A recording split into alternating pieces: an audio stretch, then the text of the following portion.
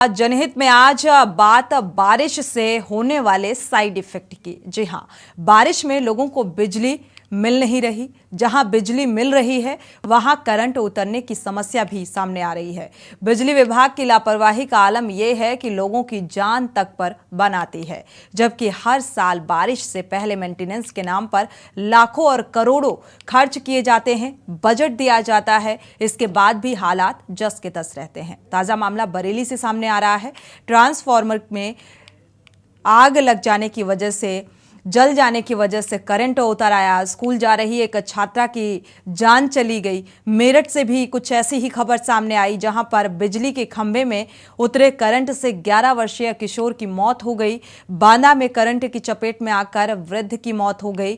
तकरीबन सभी मामलों में बिजली विभाग के कर्मचारियों की लापरवाही उजागर हो रही है। लोगों का आरोप है कि शिकायतों के बाद भी कर्मचारी लापरवाही बरतते रहते हैं और इसीलिए इसका खामियाजा इस तरीके से ऐसी घटनाओं से भुगतना पड़ता है, जिससे ऐसे हालात बनते हैं। जबकि सरकार बार बार लापरवाही पर कार्रवाई की बात करती है, लेकिन इसके बाद भी ना तो कर्मचारियों पर इसका कोई असर होता है और ना ही अधिकारियों को भी कोई फर्क पड़ता है।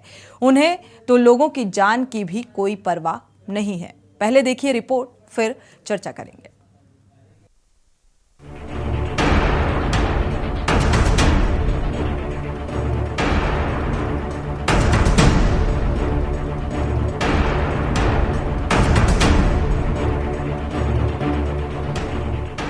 यूपी में बरसात के दिनों में बिजली संकट उमस के बीच लोगों के पसीने छुड़ा रहा है। बाहर की गर्मी से घर लौटे लोगों को पावर कट के कारण परेशानी झेलनी पड़ रही है। सूबे के गांव, शहर और कस्बों में शाम के समय कई बार बिजली कटने जैसी समस्या का सामना करना पड़ रहा है, जबकि सीएम योगी आदित्यनाथ ने शहरी क्षेत्रों में 24 घंटे बिजली सप्लाई का आदेश दिया है। फिलहाल तमाम शहरों से बिजली कटौती की समस्या सामने आ रही है। बिजली विभाग की ओर से अमूमन ठंड के मौसम में गर्मी की तैयारियां की जाती हैं। तारों को बदलने से लेकर ट्रांसफार्मर दुरुस्त करने की कार्यवाही होती है, लेकिन प्रदेश के कई इलाकों में मेंटेनेंस के नाम पर दिन में लंबे पावर कट का सामना लोगों को करना पड़ रहा है। बिजली विभाग बिजली की कमी नहीं होने का दावा कर रही है और कटौती का कारण लोकल फॉल्ट को बताया जा रहा है। वहीं बिजली विभाग से जुड़े लोगों का कहना है कि मेंटेनेंस सही तरीके से नहीं होने के कारण बिजली ट्रिप कर रही है। लोगों को पावर कट का सामना करना पड़ रहा है। वहीं एक तरफ लोगों को बिजली नहीं मिल रही है, तो वहीं जहां आती है तो वहां बरसात के चलते करंट उतरने की समस्या हो रही है, जिससे आए दिन हादसे हो रहे हैं। बता दें कि बरेली में स्कूल जाते वक्त करंट लगने से छात्रा की मौत हो गई। दरअसल ट्रांसफार्मर में लगे जाल में करंट आ रहा था। वहीं शुक्रवार को मेरठ में बिजली के खंभे में करंट उतरने से हादसा हो गया। बता दें कि करंट लगने से 11 वर्षीय किशोर की मौत हो गई। लोगों का आरोप, खंभे में आए दिन करंट उतरता है। शिकायत करने के बाद भी विद्युत विभाग नहीं जागा। मामला थाना सरधना क्षेत्र के कुम्हारन मोहल्ले का है। मुंडाली के अजराना गांव में भी हादसा हो गया। करंट लगने से सगे भाइयों की मौत हो गई। वो कमरे में खेल रहे थे। मैं राशिद कुरैशी। आज यहाँ ऊंचापुर कुम्हारान में एक खंबा है बिजली का, इसके अंदर एक करंट था। सुबह एक बच्चा ऊंचापुर का इधर से गुजरता हुआ गया तो वो खंबे से टच हो गया और जिसकी वजह से उसके 11 साल का बच्चा है रिहान, उसकी मृत्यु हो गई और ऊंचापुर का रहने वाला है। उसके पिताजी का नाम इरशाद अहमद। बांदा में करंट की चपेट में आकर वृद्ध की मौत हो गई। बता दें कि घरेलू कार्य करते समय वृद्ध करंट की चपेट में आ गया। ये मामला तिंदवारी थाना अंतर्गत गांधीनगर मोहल्ले का है। योगी सरकार लगातार बिजली समस्या को लेकर अधिकारियों को हिदायतें दे रही है, फिर भी हालात है कि काबू में नहीं आ रहे हैं, जिससे जनता में कोहराम के हालात बने हुए हैं।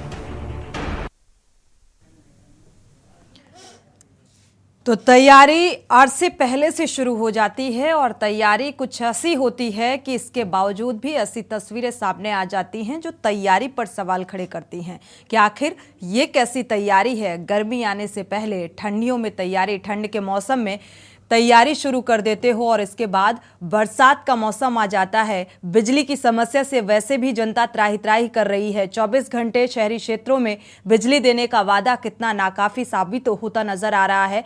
ये इस समस्या से भी आम जनता परेशान, बिजली न आने की समस्या से भी, और आने की बाद जब ऐसी घटनाएं सामने आती हैं, जो बिजली के पोल हैं, हाई टेंशन लाइन है, उसकी चपेट में आ जाने से लोगों की मौत हो जाती है और बावजूद इसके जो जिम्मेदार हैं वो इससे गंभीरता से नहीं लेते या इसे जरूरी नहीं समझते कि ऐसी अव्यवस्थाओं को ठीक किया जाए। और इसीलिए ये मुद्दा जनहित में उठाया गया है क्योंकि बिजली विभाग की तरफ से एक बड़ी लापरवाही बरती जा रही है और ये लोगों की जान पर भारी पड़ती नजर आ रही है। दर्शक जुड़ सकते हैं, अपनी राय साझा कर सकते हैं।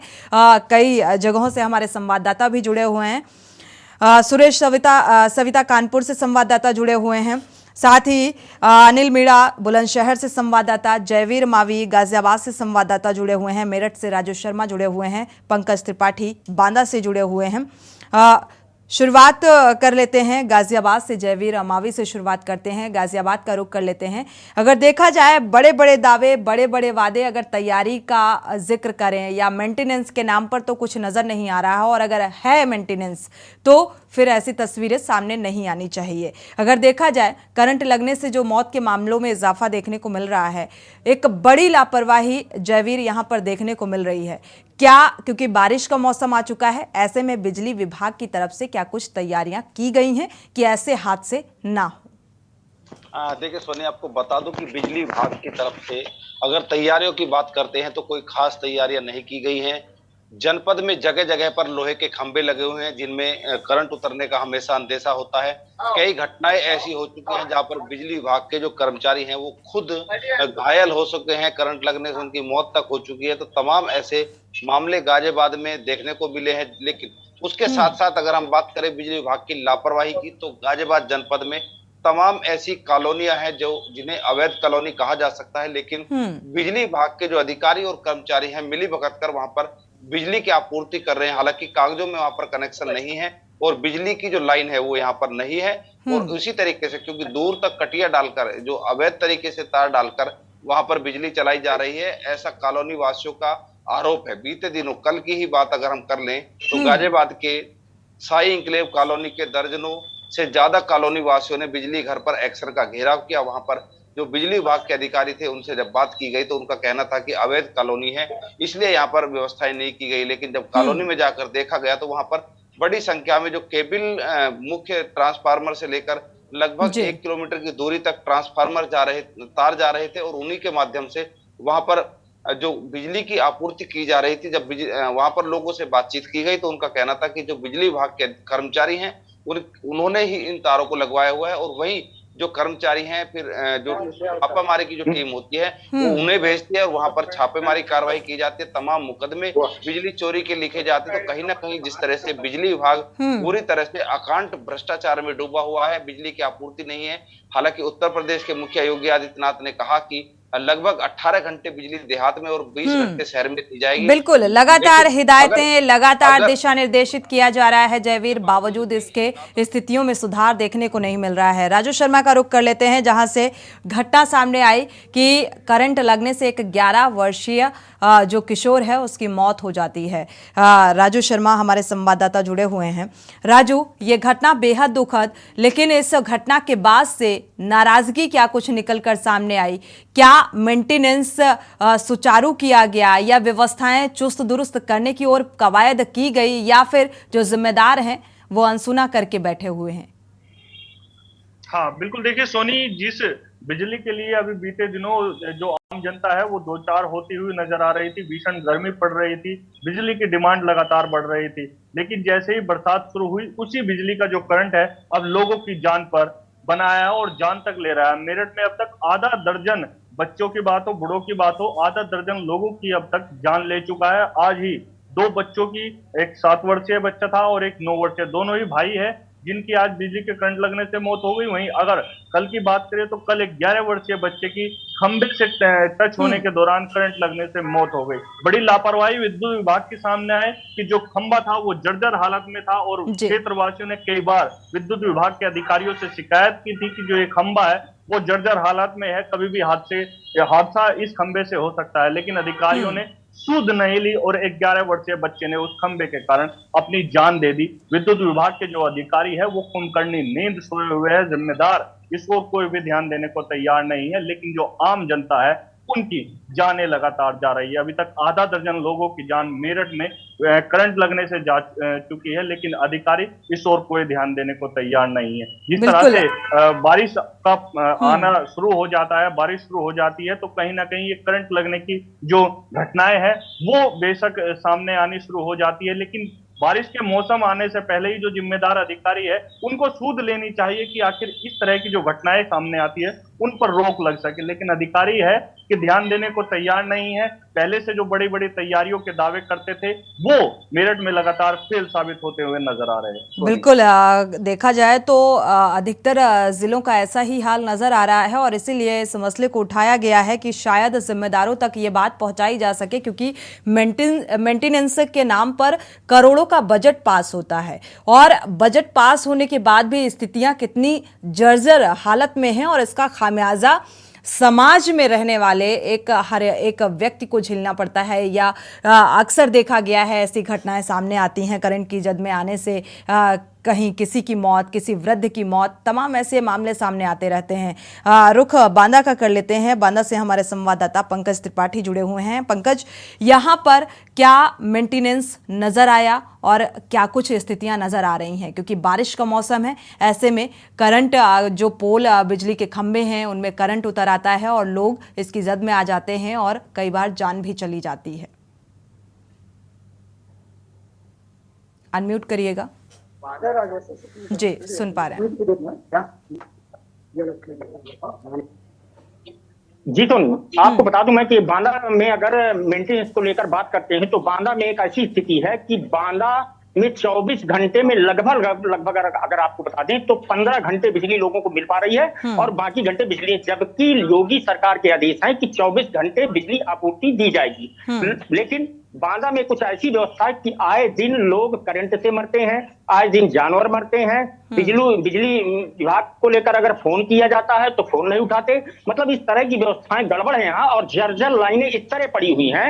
मैं आपको अगर कैमरे से अभी भी दिखाना चाहूं, मैं जिस स्थान में मौजूद हूं, तो मैं आपको अभी तारों का मकल जाल दिखा दूं जिस तरह से अभी फैला हुआ है। और मैं जिस जगह मौजूद हूं आप देख लीजिए, यहाँ लगभग 1 दर्जन दुकानें हैं और 1 दर्जन दुकानों में आप देख लीजिए कि फर्जी कटिया फांस के बिजली चलाई जा रही है। और अगर इस तरह फर्जी कटिया फांस के बिजली चलाई जाएगी तो सीधी सी बात है कि कहीं ना कहीं घटना होगी और घटना में लोगों की जानें जाएंगी।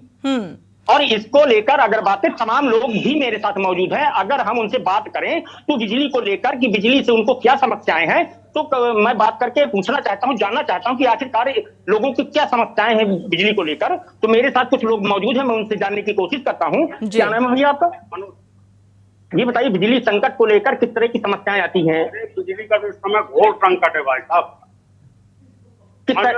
अरे किस तरह क्या सरकार आदेश करती है कि 24 घंटे बिजली दी जाए। बिजली का ये हाल है कि 10 मिनट आती है, 1 घंटे गोल हो जाती है। तो उनसे पूछा जाता है तो पहले तो फोन नहीं उठाते हैं, फोन उठा लेते हैं तो कह देते हैं भैया फॉल्ट हो गया है, भैया ये हो गया है। बिजली विभाग के कर्मचारी स्वतः लोगों को कटिया डलवा रहे हैं, लोगों के घर में 3 चीजें इसमें चल रही है, उसका ओवरलोड हो रहा है, आम जनमानस भुगत रहा है सरकार। देखिए मेरे साथ और मौजूद है, मैं भैया से भी बात करना चाहूंगा कि आखिरकार बिजली समस्या को लेकर किस तरह से लोगों को जूझना पड़ रहा है और किस तरह से लोग बिजली को लेकर परेशान हैं। जी आपका नाम क्या है? जी बताइए, बिजली समस्या से लेकर आपको क्या समस्या है?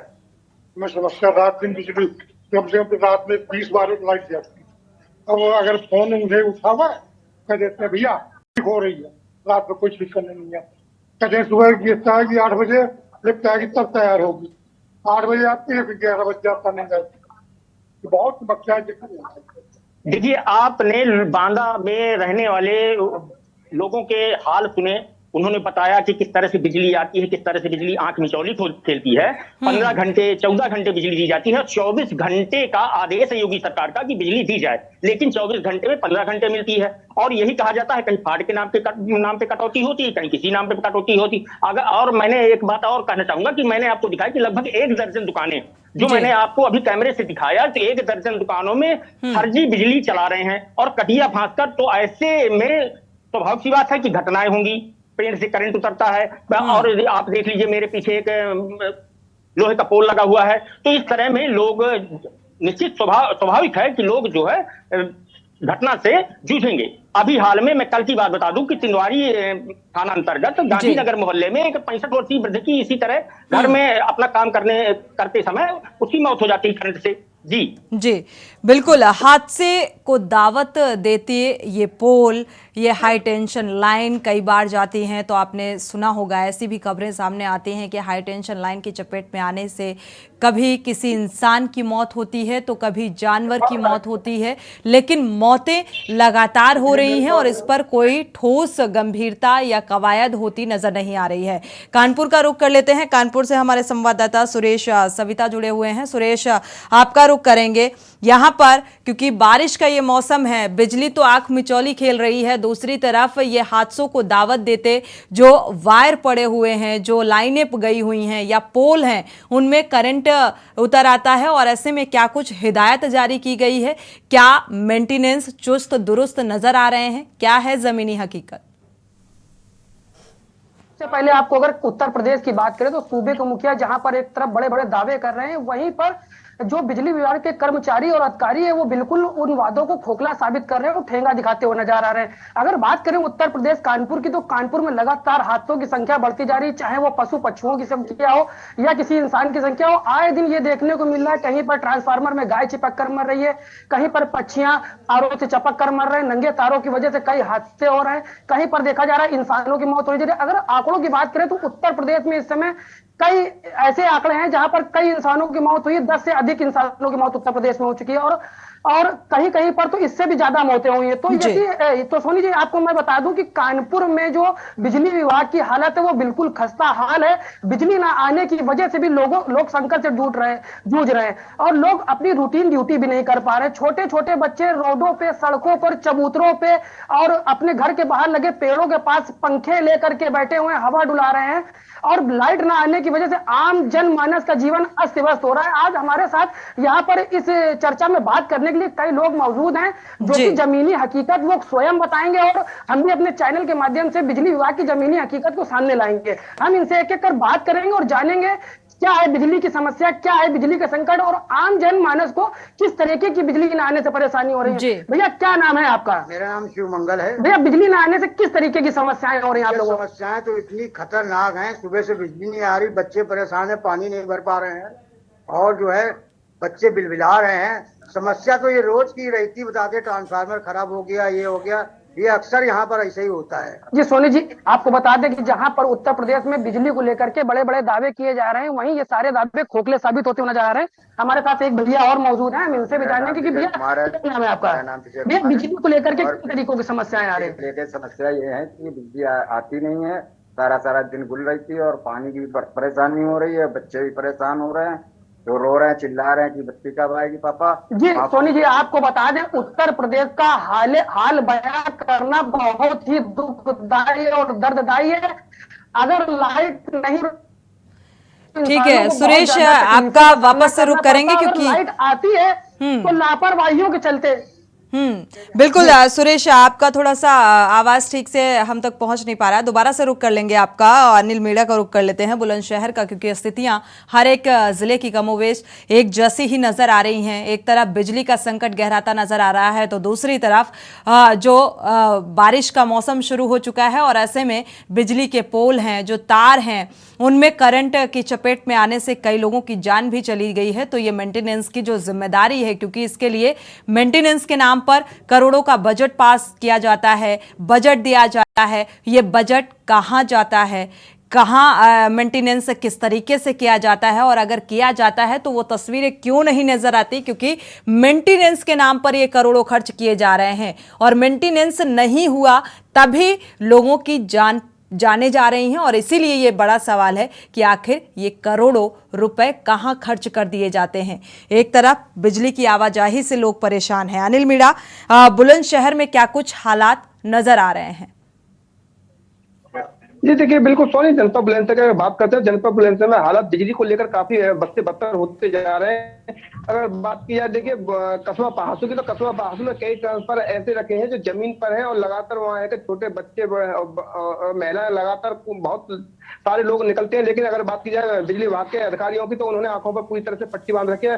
हालांकि कस्बे के लोगों का कहना यह है, कई बार जेई से शिकायत, एसडीओ से शिकायत भी की जा चुकी है, लेकिन उन्होंने अभी तक कोई सुनवाई नहीं की। शायद हो सकता है बिजली विभाग के जो अधिकारी किसी बड़ी घटना को अंजाम के फिराक में है। देखिए मेरे साथ अगर बात की जाए समस्या को लेकर, तो देखिए समस्या को लेकर मेरे साथ जनता के लोग मौजूद है। इनका कहना यह है कि 2 दिन से लगातार बिजली नहीं आ रही है और अब पहले तो लोग गर्मी से जूझ रहे थे, लेकिन अब बरसात की वजह से मानो या किसी की वजह से लगातार।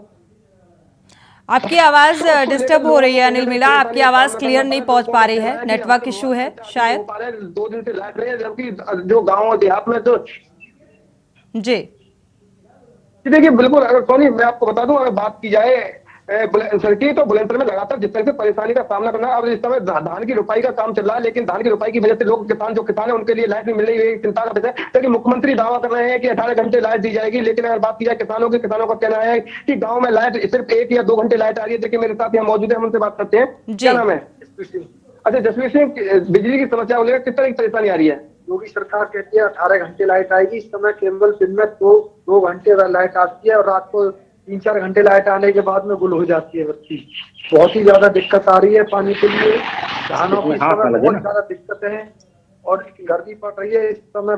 ठीक है फ्रेंड, धान में बहुत ज्यादा पानी की दिक्कत आ रही है। अच्छा देखिए, एक और मेरे साथ सज्जन मौजूद है जिनका कहना यह है कि रात भर वो एक ड्यूटी भी करते हैं, लेकिन ड्यूटी करने के बाद उन्हें कहीं ना कहीं फिर भी बिजली को लेकर। क्या नाम है भैया आपका? मेरा नाम चेतन पटेल है। अच्छा, बिजली को लेकर किस तरह की समस्या है? बिजली को यहाँ बहुत समस्या है। देखिए पहला तो एक मोटे पे किसान बहुत परेशान। दूसरा है शिक्षा लेवल जो है, क्योंकि बच्चे जो है वो शाम को स्टडी करते हैं, उस कंडीशन में लाइट भी नहीं आती है, तो रोशनी की वजह से वो स्टडी भी नहीं करते। तो कई इशू है बिजली को लेकर। ट्रांसफार्मर मैंने देखा है कई जमीनों पर रखे हुए हैं, जिससे कि हादसे की संभावना बहुत ज्यादा हो रही है। छोटे छोटे बच्चे हैं, ग्रामीण है, जो नहीं जानते लाइट के बारे में। अच्छा, अभी आपने बताया था कि आपका फोन भी 2 दिन से चार्ज नहीं हो पा रहा है, तो उसको लेकर क्या कहें? सर फोन पे स्विच ऑफ पड़ा है, मैं किसी स्कीम को रिपोर्ट ही नहीं करा पाता हूँ, जिसकी वजह से मुझको कई प्रॉब्लम सामना करना पड़ रही है और कई बेसिकली प्रॉब्लम्स और भी हैं। नहीं, मुख्यमंत्री तो दावे कर रहे हैं कि हम 18 घंटे लाइट मुहैया करा रहे हैं, लेकिन अगर बात की जाए जमीनी हकीकत में कुछ और ही बयान करती है कि 2 घंटे लाइट पता है किसानों को। अगर आपका एवरेज निकाले 4 घंटे लाइट, यही इसका एवरेज रहता है। देखिए सोनी, जो किसानों का कहना है कि जो उत्तर प्रदेश के मुख्यमंत्री बड़े बड़े दावे तो कर रहे हैं, लेकिन जिस तरह से बिजली के कहीं ना कहीं लोगों को कहीं ना कहीं परेशानी का सामना करना काफी। बिल्कुल, जो दावे हैं वो देखा जाए तो जमीनी स्तर पर दिखाई नहीं दे रहे हैं, या फिर ये कहें कि जो जिम्मेदार हैं वो इन दावों को, इन दिशा निर्देशों को गंभीरता से लेते हुए नजर नहीं आ रहे। एक दर्शक जुड़े हुए हैं मेरठ से, उमेश जैन जी, स्वागत है आपका, अपनी राय साझा कर सकते हैं। नमस्ते मैडम। जी नमस्कार। मैं ये कहना चाह रहा था जी सुन पा रहे हैं, अपनी बात को पूरा करें। जो बिजली विभाग है, हेलो जी सुन पा रहे हैं, आप अपनी बात को पूरा करिए। मैं ये कहना चाह रहा था, जो बिजली विभाग है उसमें कोई भी कर्मचारी और अधिकारी ईमानदारी से काम नहीं कर रहा है। वो जब काम करता है, जब पैसे ले लेता है, कहीं नया कनेक्शन लगवाना हो या बिजली का फाइल दूर कराना हो, कुछ भी कराना हो या मीटर की रीडिंग सही करानी हो, हर चीज में पैसा लेते हैं। बिना पैसे के कोई काम करने को तैयार नहीं हो रहा है। बिल्कुल, भ्रष्टाचार की ये वानगी है कहा जाए तो। शुक्रिया हमारे साथ जुड़ने के लिए और ये राय साझा करने के लिए। भ्रष्टाचार की बू आती है, क्योंकि जब करोड़ों का बजट दिया जाता है या ये कहें कि जो जिम्मेदार हैं, बिजली विभाग के जो जिम्मेदार अधिकारी हैं, उनसे जब कई बार शिकायत भी की जाती है कि यहाँ पर ऐसी समस्या है, तो जो बिजली विभाग के कर्मचारी हैं उनकी तरफ से भी एक बड़ी लापरवाही बरती जाती है और इसीलिए ऐसे हादसे सामने आ जाते हैं। अब ब्रेक का वक्त हो रहा है। ब्रेक से जब वापस आएंगे तो और भी जिलों का हाल साझा करेंगे। जनहित में आपका ब्रेक के बाद एक बार फिर से स्वागत है। लगातार जो समस्या बड़ी बनती जा रही है वो ये, और समस्या कोई भी तब बड़ी बन जाती है जब एक व्यक्ति की जान चली जाती है, क्योंकि जान से बढ़कर कुछ भी नहीं है। और बिजली के पोल और करंट लगने की वजह से जिस तरीके से लगातार मौतें हो रही हैं, तो ऐसे में सवाल उठता है सिस्टम पर, क्योंकि लगातार दिशा निर्देशित किया जा रहा है, बावजूद इसके स्थितियों में सुधार देखने को नहीं मिल रहा है। एक दर्शक जुड़े हुए हैं। प्रेम जी, स्वागत है आपका, अपनी राय साझा कर सकते हैं। नमस्कार मैम। जी नमस्कार। मैम, मैं बोल रहा हूँ कि आप जरूर बोल रही हैं कि भ्रष्टाचार की बू आ रही है प्रदेश में जी। लेकिन देश का मुखिया तो दूसरी पार्टियों को, दूसरी राजनीतिक पार्टियों को पानी पी पी के कोस रहा है कि भ्रष्टाचार से वो व्याप्त है, इसलिए हमारी इस पार्टी को लाइए। बताइए, राजनीति ऐसी ही होती है प्रेम जी, दाग तुम में भी है, दाग हम में भी है, और एक दूसरे पर आरोप प्रत्यारोप भी लगते रहते हैं। इसी को राजनीति कहते हैं, क्योंकि जहां आम जनता के हित की बात तो सभी राजनीतिक पार्टियां करती हैं, लेकिन आम जनता का हित कितना हो रहा है ये तस्वीरें ये बताने के लिए काफी हैं कि आम जनमानस किस समस्याओं से दो चार हो रहा है। शुक्रिया हमारे साथ जुड़ने के लिए और ये राय साझा करने के लिए। दर्शक जुड़ सकते हैं। दर्शकों की राय बेहद महत्वपूर्ण होती है, और क्या कुछ समस्याएं आती हैं और समाधान क्यों नहीं हो पा रहा, और इसको लेकर भी अपनी राय साझा कर सकते हैं। जयवीर मावी, आपका रुख करेंगे, गाजियाबाद का रुख कर लेते हैं। देखा जाए कानपुर, बांदा, मेरठ, गाजियाबाद, बुलंदशहर, इन हर जगहों की जो तस्वीरें हैं वो लगभग एक जैसी समस्याएं नजर आ रही हैं, और मुझे लगता है पूरे प्रदेश का हाल कुछ ऐसा ही है। जयवीर, लगातार सूबे के मुखिया इस बात की हिदायत भी देते हैं, दिशा निर्देशित भी करते हैं कि बिजली कटौती में सुधार किया जाए। अभी अधिकारियों को फटकार भी लगाई गई थी। साथ ही जो मेंटेनेंस के लिए बजट दिया जाता है, मेंटेनेंस जीरो नजर आ रहा है। इतनी सतर्कता और गंभीरता, इतना गैर जिम्मेदाराना रवैया आखिर क्यों? देखिए सोनी, अगर हम बिजली विभाग की बात करते हैं तो बिजली विभाग कि जो भ्रष्टाचार है वो चरम पर है। बिजली विभाग के अधिकारी किसी की सुनने को तैयार नहीं है।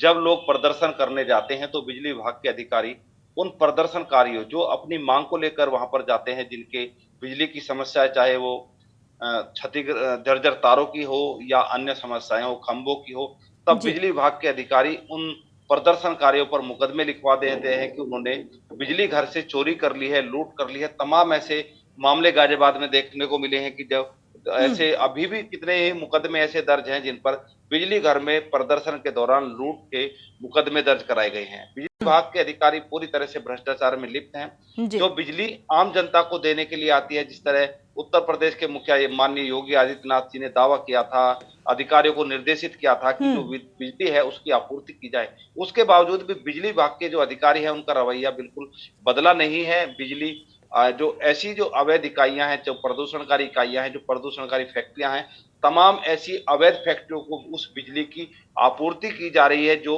बिजली आम लोगों को मिलनी चाहिए। बिजली का बिल यहाँ पर जो आम लोगों से वसूला जा रहा है, और बिजली की जो खपत वो लगातार बढ़ रही है, लेकिन आम लोगों को बिजली नहीं मिल रही है। बिजली चोरी की बात करें, जिस तरह जो बिजली के घाटे की बात हम गाजियाबाद जनपद की अगर करें, तो हर महीने कहीं ना कहीं वो घाटा बढ़ता हुआ नजर आ रहा है। लगातार जो बिजली का विभाग है, जो लॉस है, उसकी जो चर्चाएं चलती हैं, उसके नुकसान होता है और आरोप लगा दिया जाता है।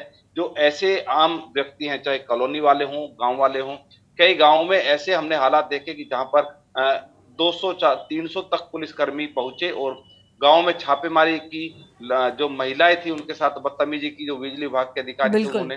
तमाम ऐसे घटनाएं देहात क्षेत्र में आपको देखने को मिल जाएंगी, जहां पर बिजली विभाग के जब अधिकारी पहुंचते हैं, छापेमारी की कार्रवाई करते हैं, उस छापेमारी के दौरान जब बिजली चोरी बताई जाती है तो उस पर जो विभाग के जो कर्मचारी हैं, जो टीम होती है छापे मारने वाली, वो बड़ी रकम लेकर उस मामले को वहीं समझौता कर लेती है। जो व्यक्ति मौके पर समझौता नहीं कर पाता है उसके खिलाफ बिजली चोरी का मुकदमा लिख दिया जाता है, और फिर उसकी रकम इतनी ज्यादा लिख दी जाती है कि वो उस मजबूर हो जाता है, तो वो प्रॉपर्टी बेचकर या फिर कर्ज लेकर उस बिजली विभाग के कर्जे को चुका पाता है। तो कहीं ना कहीं जिस तरह बिजली विभाग का जो भ्रष्टाचार है वो किसी से छिपा हुआ नहीं है। बिल्कुल चरम पर है। कहीं ना ये बात अलग है कि सूबे के मुखिया चिल्ला चिल्ला कर इस बात का जिक्र करते हैं कि भ्रष्टाचार नहीं है, माफियाओं पर लगाम लगे, ना जाने कितनी चीजों का जिक्र कर जाते हैं। लेकिन मुझे लगता है धरातल पर आकर इन चीजों को देखना होगा, समझना होगा, क्योंकि योजना बना दी जाती है, जिम्मेदारी सौंप दी जाती है अलग अलग विभागों को, जिसकी जो जिम्मेदारी होती है, लेकिन वो अपनी जिम्मेदारी को किस तरीके से निभा रहे हैं इसका भी निरीक्षण होना चाहिए, मॉनिटरिंग होनी चाहिए। जो मुझे लगता है मॉनिटरिंग ना होने की वजह से भी कई बार ऐसी तस्वीरें सामने आती हैं और ये समस्या लगातार बढ़ती जा रही है। हमारे संवाददाता मेरठ का रुख कर लेते हैं, जुड़े हुए हैं राजू शर्मा। राजू शर्मा, जो 11 वर्षीय मासूम की मौत हुई, हालांकि 2 सगे भाइयों का भी आपने जिक्र किया, वो घर के अंदर घटना हुई और जो करंट की चपेट में आने से 11 वर्षीय की मौत हुई है, क्या क्लेम का जिक्र किया गया यहाँ पर? हाँ बिल्कुल, देखिए सोनी, जो 11 वर्षीय बच्चे की मौत हुई है कल, उसके परिजनों ने जरूर वहां पर हंगामा किया था। मौके पर विद्युत विभाग के अधिकारियों को बुलाने की मांग की थी, डिमांड भी रखी गई थी कि कुछ उन्हें मुआवजा दिया जाए, उनके परिवार को मुआवजा दिया जाए। स्थानीय जो सभासद है, नेता है, वो भी पहुंचे थे और विद्युत विभाग के अधिकारियों से उन्होंने भी डिमांड की थी कि जो ये मौत हुई है, कहीं ना कहीं ये बड़ी लापरवाही विद्युत विभाग के सामने आई है, जिसकी वजह से इस बच्चे को अपनी जान देनी पड़ी। तो कहीं ना कहीं मांग की गई थी कि जो मुआवजा है वो बच्चे के परिजनों को दिया जाए। मौके पर एसडीओ पहुंचे थे, उन्होंने आश्वासन दिया था कि अधिकारियों से बात कर इसमें जो भी उचित मुआवजा होगा वो परिवार को दिलवाया जाएगा। लेकिन कब दिलवाया जाएगा ये किसी को नहीं पता है। 10 साल लगे, 5 साल लगे या 20 साल लगे, ये कोई भी कहने को तैयार नहीं है। बड़े बड़े आश्वासन कर दिए जाते हैं, बड़े बड़े दावे कर दिए जाते हैं, बिजली विभाग को लेकर बड़ी बड़ी बातें करी जाती है, लेकिन उन बातों पर, उन वादों पर उन जो जिम्मेदार लोग होते हैं वो क्यों खड़े नहीं उतर पाते हैं। सवाल ये है। बड़े बड़े वादे कर तो अधिकारी चले जाते हैं कि भाई बिजली के खंभे की वजह से मौत हुई है बच्चे की, तो उसको ठीक करा दिया जाएगा। लेकिन वो खंभा कब तक ठीक हो पाएगा? क्या उसे खंबे को ठीक हो पाने में महीनों लग जाएंगे या सालों लग जाएंगे? इसकी कोई भी गारंटी नहीं ले पाता है। तो समझना चाहिए अधिकारी को, जो जिम्मेदार अधिकारी लाखों लाखों रुपए की तनख्वाह लेकर सीट पर बैठे हुए, उन्हें जिम्मेदारी सरकार ने दे रखी है कि वो अपना जो डिपार्टमेंट है उसमें तमाम जो सुविधाएं हैं वो उचित तरीके से कर रखे। लेकिन वो अधिकारी अपने ऑफिसों से बाहर निकलने को तैयार नहीं होते। भीषण गर्मी बेशक पड़ती रहती है, लेकिन उन्हें वो गर्मी महसूस नहीं होती, क्योंकि उनके जो एसी का कमरे का जो एसी है वो हमेशा ऑन रहता है। उनकी बिजली नहीं भागती है क्योंकि वो उस डिपार्टमेंट के मालिक जो होते हैं जी। लेकिन हकीकत यही है कि मालिक आम जनता है, आम जनता ही सरकार को बनाती है और सरकार उन जिम्मेदार अधिकारियों को जिम्मेदारी देती है कि वो जनता की उम्मीदों पर खरा उतरे। लेकिन अधिकारी खरा उतरने की जगह लापरवाही दिखाते हैं और लापरवाह बनकर दिखाई देते हुए। बिल्कुल लापरवाही सामने आती है इन जिम्मेदार अधिकारियों की, और जब जिम्मेदार अधिकारी ही लापरवाह होंगे तो आप समझ सकते हैं उनके अंडर में काम करने वाले जो कर्मचारी हैं वो कितने जिम्मेदार होंगे। इसका अंदाजा आप बखूबी लगा सकते हैं, क्योंकि ज़मीनी स्तर पर अगर इतनी जिम्मेदारी निभाई गई होती तो मुझे लगता है ये हादसे, ये वाकये सामने नहीं आ रहे होते। पंकज त्रिपाठी का रुख कर लेते हैं, बांदा का।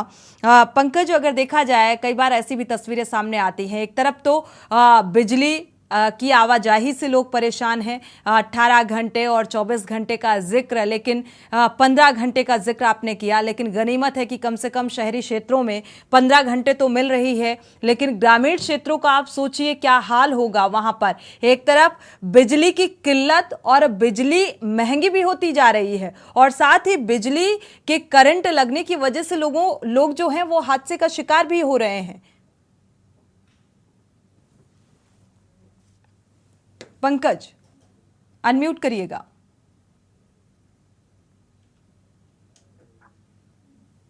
जी सोनी, मैं आपको बता दूं, जिस तरह से बिजली, अगर बांदा की बात करें, बिजली विभाग की बात करें, तो जिस तरह से बिजली विभाग भ्रष्टाचार चरम सीमा पर है, तो मैं एक बात और बता दूं आपको कि बांदा के अंदर आप देख लीजिए कि 10,000 का, अगर आम जनमानस का, किसी आम जनता का 10,000 का बिल हो जाता है तो उसको बिजली विभाग की तरफ से काट लिया जाता है। और आप विभागों की बात करें तो करोड़ों रुपए शेष है, लेकिन बिजली विभाग की तरफ से कोई कार्रवाई नहीं की जाती।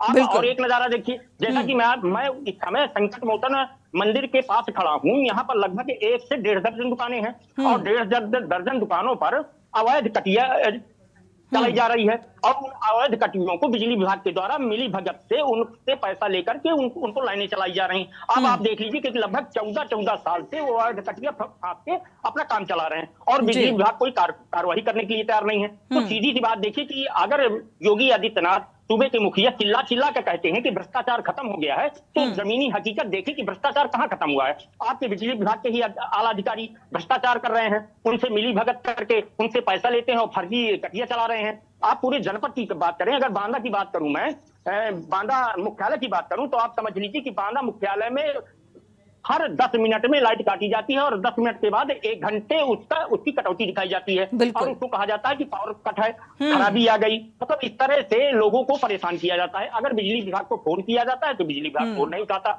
अगर कोई दुर्घटना होती है उनको फोन किया तो फोन उठता नहीं है। तो इस तरह की लापरवाहियां आए दिन निकल के सामने आती हैं और सूबे के मुखिया बराबर चिल्ला चिल्ला कहते हैं कि 24 घंटे शहरी क्षेत्र को दिया जाएगा और 18 घंटे देहात क्षेत्र को दिया जाएगा। देहात का आलम यह है कि वहाँ 2-2 घंटे 3-3 घंटे लाइट नहीं मिलती। अगर एक बार ट्रिप कर जाती है तो उनको फिर पूरी 24 घंटे लाइट नहीं देना और कह दिया जाता है कि कहीं खंभे गिर गए, कहीं तार टूट गए। इस तरह से तो जर्जर लाइनें पड़ी हुई हैं और करोड़ों का बजट आता है, पर उन करोड़ों के बजट से उन लाइनों को दुरुस्त नहीं कराया जाता।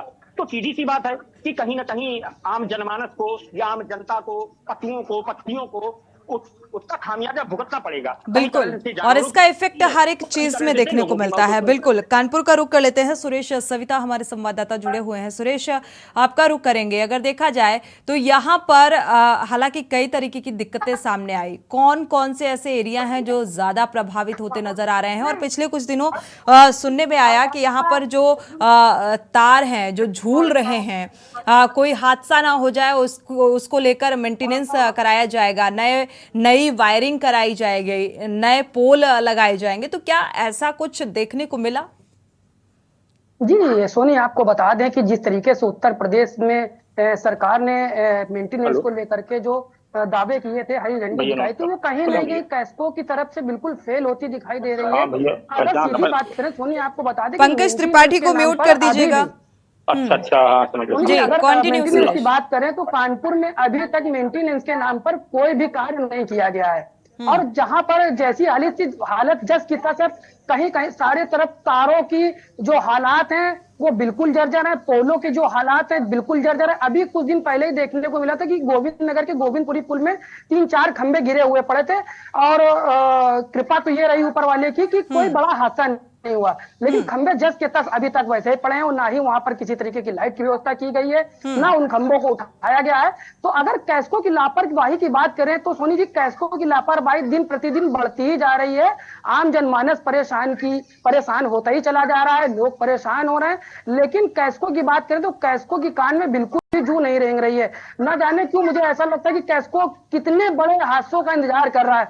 देखा जा रहा है बार-बार पशु पक्षियों को ले लो या इंसानों को ले लो, लगातार मौतें जारी हैं, लेकिन कैस्को की अभी तक आंखें नहीं खुल रही। कैस्को बिल्कुल कुंभकर्णी नींद सोया हुआ है। जहां पर उत्तर प्रदेश सरकार बड़े बड़े वादे कर रहे हैं कैस्को को लेकर के कि सारी व्यवस्थाएं चुस्त और दुरुस्त हैं, वहीं पर कैस्को की तरफ से इन सारे वादों को ठेंगे दिखाते हुए नजर आ रहे हैं अधिकारी और कर्मचारी। सोनी, अगर बात करें उत्तर प्रदेश की तो उत्तर प्रदेश में हर जगह बिजली के संकट को लेकर आम जनमानस में बहुत ज्यादा ही मतलब जूझते देखे जा रहे हैं। बच्चे सुबह स्कूल नहीं जा पा रहे हैं, माता पिता टाइम से उठकर बच्चों को तैयार नहीं कर पा रहे हैं, लंच बॉक्स उनका नहीं तैयार कर पा रहे हैं, लोग रूटीन वे पे अपनी नौकरी नहीं कर पा रहे हैं और लोगों में एक इरिटेशन ज्यादा ना सो पाने की वजह से, लाइट ना आने की वजह से और भी दिक्कतें सामने आ जाती हैं, क्योंकि जब नींद पूरी नहीं होगी तो जाहिर सी बात है मानसिक रूप से या शारीरिक रूप से इंसान स्वस्थ नहीं रहेगा और स्वस्थ नहीं रहेगा तो वो अपने काम में 100% कैसे दे पाएगा। तो यानी कि ओवरऑल देखा जाए तो सब कुछ प्रभावित होता नजर आ रहा है। जयवीर, मावी का रुख कर लेते हैं गाजियाबाद का।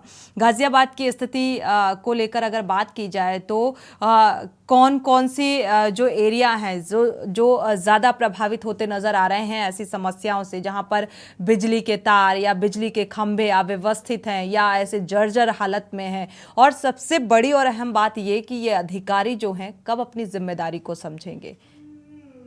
देखिए सोनी, जो मेंटेनेंस की हम बात करते हैं, जिस तरह से अभी आपने कहा कि जो जर्जर तारों की हालत की बात करें तो जनपद गाजियाबाद में कोई ऐसी जगह नहीं है, शहरी क्षेत्र हो, देहात क्षेत्र हो या फिर अवैध कॉलोनी हो, सभी जगह पर ऐसे एक जैसे ही हालात हैं। शहरी क्षेत्र में कुछ अंतर जरूर है कि वहां पर जो तार हैं वो बहुत ज्यादा खराब स्थिति में नहीं, लेकिन देहात क्षेत्र की बात करें और देहात क्षेत्र में भी सबसे बड़ी समस्या है जो अवैध कॉलोनियां बसाई गई है। हालांकि उसका जिम्मेदार गाजियाबाद विकास प्राधिकरण है, जो अवैध कॉलोनी बसाई जाती है, प्रशासनिक अधिकारी हैं, लेकिन सभी जो जिम्मेदार हैं वो किसी ना किसी एक दूसरे विभाग पर अपनी जिम्मेदारियों को मढ़ देते हैं, थोप देते हैं। और जो देहात के बात करें, देहात में जो हालात हैं तारों के, सबसे ज्यादा देहात क्षेत्र में हालात खराब हैं, तार जर्जर हैं और कई बार उन तारों के टूटने से हादसे भी हो चुके हैं, कई बार गंभीर घटनाएं हो चुकी हैं। लेकिन बिजली विभाग के जो अधिकारी हैं केवल उस समय पर जब बवाल होता है तो उसी केवल तार को बदलकर अपने काम की पूर्ति चला लेते हैं और उनका कहना होता है कि जल्द ही तार बदल दिए जाएंगे। लेकिन बिल्कुल मेंटेनेंस के नाम पर ये कहा जाए कि खाना पूर्ति हो रही है। आते हैं आपके पास, दर्शक जुड़े हुए हैं, गिरीश शुक्ला जी, उनकी राय साझा कर लेते हैं। स्वागत है आपका गिरीश शुक्ला जी, अपनी राय साझा कीजिए। अपनी बात ये रख रहा हूँ कि अगर सरकार के जिम्मेदार लोग हमारी आवाज सुन रहे हैं तो उनसे हम ये आग्रह करेंगे, सभी जिले के जितने भी इंजीनियर हैं, जितने भी एसडीओ हैं, उनको निर्देश तुरंत जारी होना चाहिए कि अपने क्षेत्र में गाड़ी लेकर घूमे, एलटी एसटी का पूरा डिफेक्ट नोट करें अपनी डायरी में, उसका रजिस्टर बनाएं, उसमें कितना खर्चा आएगा प्रिवेंटिव मेंटेनेंस करने में ये एस्टीमेट बना करके दें। और दूसरा ये कि हमने देखा है कि पहले गार्डिंग होती थी जिसमें 2 अर्थ वायर चलते थे ओवरहेड लाइन पे और क्रेडल गार्डिंग बोला जाता था। अगर तार टूट के गिरे तो उस पर टकराता था और सप्लाई बंद हो जाती थी, जमीन पर तार नहीं गिरता था, लिव वायर, जिससे कि कोई एक्सीडेंट नहीं होता। आज हम देखते हैं शहरों में 33 की लाइन, 11 केवी की लाइन, 440 की लाइन चल रही है और क्रेडल गार्डिंग रेलवे क्रॉसिंग पर भी नहीं है, रोड क्रॉसिंग पर भी नहीं बनाई जाती है। सरकार इस ओर ध्यान दे, जनता का जीवन ज्यादा कीमती है, पैसा ज्यादा कीमती नहीं है। बिल्कुल, बीमारी बंद करो, जनता का जीवन कीमती है, इस बात को मुझे लगता है सत्ता के नुमाइंदे भी समझते हैं, क्योंकि जनता का जीवन कीमती है इसीलिए क्योंकि अगर वो वोट नहीं देंगे तो उन्हें वो कुर्सी कैसे मिलेगी। लेकिन वो जिम्मेदारियों को नहीं समझते हैं कि हम अपनी आम जनता को कैसे सुरक्षित रखें। शुक्रिया हमारे साथ जुड़ने के लिए और अपनी राय साझा करने के लिए। रुक कर लेते हैं राजू शर्मा का, मेरठ से हमारे संवाददाता जुड़े हुए हैं। राजू, आपका रुख करेंगे। जो दर्शक हमारे साथ जुड़े हुए थे, आपने बखूबी इनकी बात सुनी होगी। क्या ऐसा संभव है? निरीक्षण करना चाहिए, लेकिन क्या हमारे ये जिम्मेदार निरीक्षण करते हैं? हाँ बिल्कुल, देखिए दर्शक ने बिल्कुल सही कहा कि जो जिम्मेदार अधिकारी है उन्हें निरीक्षण करना चाहिए और बारीकी से जांच करनी चाहिए कि कहाँ क्या समस्या उत्पन्न हो रही है, जनता कितनी संतुष्ट है अधिकारियों के काम से, उसका निरीक्षण बारीकी से होना चाहिए और जब लापरवाही मिले तो उन अधिकारियों पर कार्रवाई भी करनी चाहिए। लेकिन हकीकत यह है कि निरीक्षण के नाम पर सिर्फ फोटोग्राफी की जाती है। 2-4 फोटो खिंचवाए, एक गली में घूम कर आ गए और ग्रुप में डालकर इतिश्री कर ली। लेकिन हकीकत यही है कि अधिकारी अपने ऑफिसों से निकलने को तैयार नहीं है। कावड़ यात्रा इस वक्त चल रही है, भव्य कावड़ यात्रा का आयोजन किया जा रहा है। कावड़ियों का जो जत्था है वो सड़कों से निकलता हुआ नजर आ रहा है। भारी तादाद में हरिद्वार से जल लेकर कावड़िया अपने मार्ग की ओर जा रहे हैं। बड़े वादे जो है कावड़ को लेकर भी अधिकारियों ने और सरकार ने किए हैं कि कावड़ी यात्रा को सकुशल संपन्न कराने के लिए जो भी तमाम व्यवस्था है वो सरकार ने और अधिकारियों ने की है। लेकिन हकीकत विद्युत विभाग की अगर बताऊं तो विद्युत विभाग की हकीकत ये है कि जो खंबे हैं उन पर भी प्रॉपर जो पन्नी बांधी जाती है वो नहीं बांधी गई है और कई जगह स्थिति ये है कि जो खंबे हैं वो बिल्कुल नंगे नजर आ रहे हैं। बाकायदा कावड़ यात्रा से पहले जो कावड़ मार्ग पड़ता है उसके लिए विद्युत विभाग द्वारा एक टेंडर जारी किया जाता है कि जो खंबे हैं उन पर बाकायदा 3-3, 4-4 फुट तक पन्नी बांधकर उनको कवर किया जाए। लेकिन हकीकत है ये है कि जो खंबे हैं वो नंगे नजर आ रहे हैं और ये ही हादसों को दावत देते हैं। जब कावड़िया गुजरते हैं खंभों से टकराते हैं, क्योंकि बारिश का सीजन चल रहा है, बारिश होती है तो करंट अनुमान है कि खंभों में आ ही जाता है और जब वो नंगे होते हैं तो कावड़िया उनसे टच होते हैं और कहीं ना कहीं हादसा हो जाता है। और फिर जो लापरवाह अधिकारी है वो इन जवाब देने से बचते हुए नजर आते हैं। और बिल्कुल, जिम्मेदारी सबसे बड़ी बात है कि सबको जब तैयार नहीं। ऐसे वाकये सामने आते हैं तो मुझे लगता है गलती से इंसान सीखता है, और ऐसी अगर गलतियां हुई या लापरवाही हुई या अव्यवस्था का शिकार आम जनमानस हो रहा है तो मुझे लगता है ऐसे हालातों के बावजूद भी अगर जिम्मेदार अपनी जिम्मेदारी को समझ लें तो मुझे लगता है ऐसे हादसों में कमी आएगी बजाय बढ़ने के। लेकिन यहाँ पर वो अपनी जिम्मेदारी को समझने के लिए तैयार नहीं है। पंकज त्रिपाठी का रुख कर लेते हैं बांदा का। पंकज, आपके पास आएंगे। अगर देखा जाए लगातार हम उत्तम प्रदेश की बात करते हैं, उत्तम प्रदेश कैसे उत्तर प्रदेश बनेगा ये समझ नहीं आता, क्योंकि बेसिक सुख सुविधाएं जो हैं वो कितनी बेहतर हैं उसी पर हम बात कर रहे हैं। अनम्यूट करिएगा।